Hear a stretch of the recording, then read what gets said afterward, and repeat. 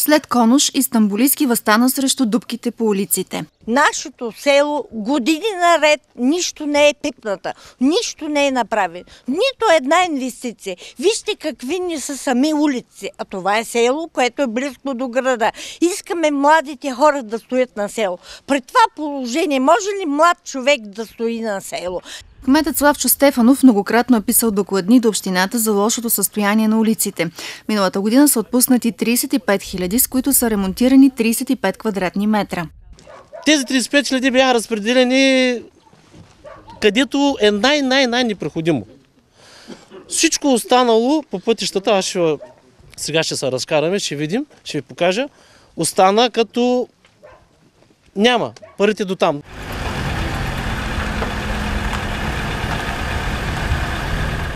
Тази година се оказва, че Стамболийски въобще липсва от списъка с селата, включени в капиталовата програма на община Хасково за ремонтни дейности. В положението на Стамболийски са още 13 села.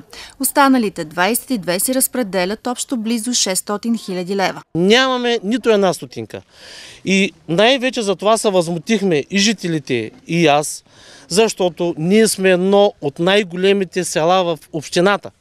Било по жители, било по улици. Имаме 32 улици.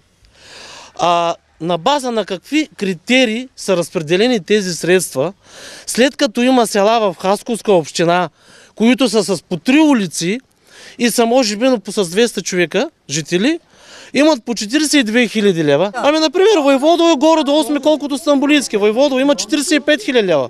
Зорница, Козлец имат по 42 000 лева.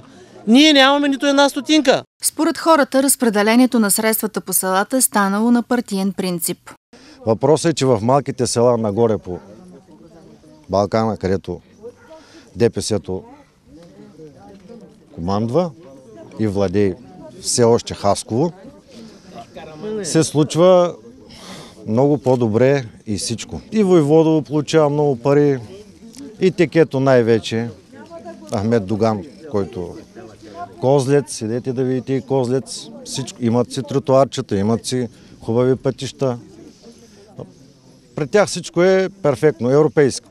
А при нас дупка до дупка. Кметът на Хасково Добри Беливанов също призна, че разпределението на средствата е несправедливо, но списъкът бил предложен от Комисията по бюджет и финанси и гласуван от Общинския съвет. Това не е справедливо. Не е справедливо. Това на всички е ясно. Добре, защо? На дадено село са 45 000 друг. Може би да са необходими средствата, но едва ли някой е ходил да огледа и да види толкова ли ще бъдат. През неход отново да вкарам Общинския съвет да отпадне тази опис. И дано пак проявят разум да отпадне списък. Председателят на бюджетната комисия Даниел Гаргов обеща коментар по темата по-късно, но до края на деня това не се случи.